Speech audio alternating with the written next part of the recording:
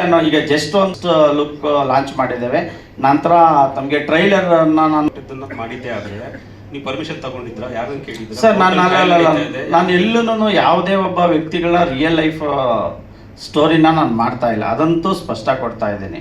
Real incident real life story ಮಾಡಿದಾಗ permission ತಗೋಬೇಕು. ಒಬ್ಬ ವ್ಯಕ್ತಿಯ ಕೊಲೆ ಥರ ದಿನ ಇಂಡಿಯಾದಲ್ಲೇ ಆಗಲಿ ವರ್ಲ್ಡಲ್ಲೇ ಆಗಲಿ ನೂರಾರು ಕೊಲೆಗಳು ಸಾವಿರಾರು ಕೊಲೆಗಳು ನಡೀತವೆ. ಆ ಕೊಲೆಗಳು ಕಾಕತಾಳೀಯವಾಗಿ ನಾವು ಮಾಡಿರೋದ್ರಲ್ಲಿ ಕೋ ಇನ್ಸಿಡೆಂಟ್ ಆಗಿ ಮ್ಯಾಚ್ ಆಗ್ಬೋದೋ ಹೊರತು ಇಲ್ಲಿ ನಾವು ಯಾವುದೇ ಒಬ್ಬ ವ್ಯಕ್ತಿನ ಮನನೊಯಿಸೋಕ್ಕೆ ನಾವು ಮಾಡಿಲ್ಲ ಸರ್.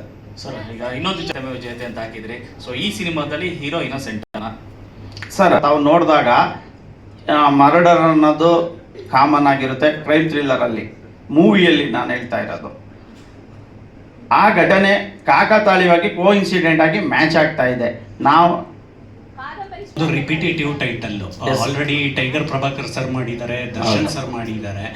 ಇದು ಅಟೆನ್ಷನ್ ಗ್ರ್ಯಾಬ್ ಮಾಡೋದಕ್ಕೋಸ್ಕರ ಇಟ್ಟಿರೋದು ಅಂತ ಅನ್ನಿಸ್ತಾ ಇದೆ ಟೈಟಲ್.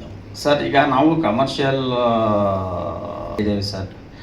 ಥ್ರಿಲ್ಲರ್ ಮಂಜು ಸಾರು ಮಾಡಿರ್ಬೋದು, ಒಂದು ಯೂಟ್ಯೂಬಲ್ಲಿ ನಾವು ಬಾಸ್ ಅನ್ನೋದನ್ನು ನೋಡಿರೋ ಜ್ಞಾಪಕ ಇದೆ ಸರ್. ಅದು ಟೈಟ್ಲಿಗೆ ಅವ್ರು ಹೇಳ್ದಂಗೆ ಬಾಸ್ ಅಂತ ಇದೆ, ಅಲ್ಲಿ ನೋಡಿದ್ರೆ ಅವ್ರದ್ದು ಪೈಂಟ್ ಕೂಡ ದರ್ಶನ್ ಸಿಮಿಲಾರಿಟಿ ಇದೆ, ಹಿಂದೆಗಡೆ ಜೈಲ್ ಇಟ್ಟಿದ್ದೀರಾ ಇದೆ ಅಂತ ಒಪ್ಕೊಂಬಿಡಿ ಸರ್. ಸುಮ್ಮನೆ ಯಾಕೆ ಟೈಲರ್ಗೂ ಲ್ಯಾಗ್ ಮಾಡ್ಕೊಂಡು ಆಮೇಲೆ ಏನೋ ಸರ್ಪ್ರೈಸ್ ಥರ ಯಾಕೆ ನಮಗೆಲ್ಲ ಗೊತ್ತಿರೋ ವಿಚಾರನೇ ಅದು. ನೀವು ಅದನ್ನು ಸಿನಿಮ್ಯಾಟಿಕ್ ಆಗಿ ತೋರಿಸಿದ್ರೆ ಓಕೆ, ನೋ ಪ್ರಾಬ್ಲಮ್. ಇಲ್ಲ ಸರ್, ಈಗ ತಮಗೆ ಸಿನಿಮಾ ನೋಡಿದಾಗ ದಿನನಿತ್ಯ ನಡೆಯುತ್ತೆ ಸರ್. ಆ ಥರ ಇವೆಂಟ್ಗಳು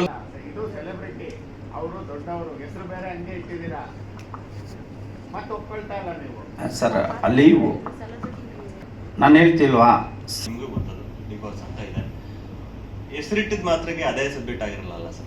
ಆದ್ರೆ ಸನ್ನಿವೇಶಗಳೆಲ್ಲ ಬಂದಾಗ ಏನ್ ಅನ್ಕೋಬೇಕು, ಅದೇ ಆ ಇನ್ಸಿಡೆಂಟ್ಗೂ ಮೊದಲು ನೀವು ಸಿನಿಮಾ ಟೀಸರ್ ಬಿಟ್ಟಿದ್ರೆ ಅದು ನಾವು ಒಪ್ಕೋತಿದ್ವಿ.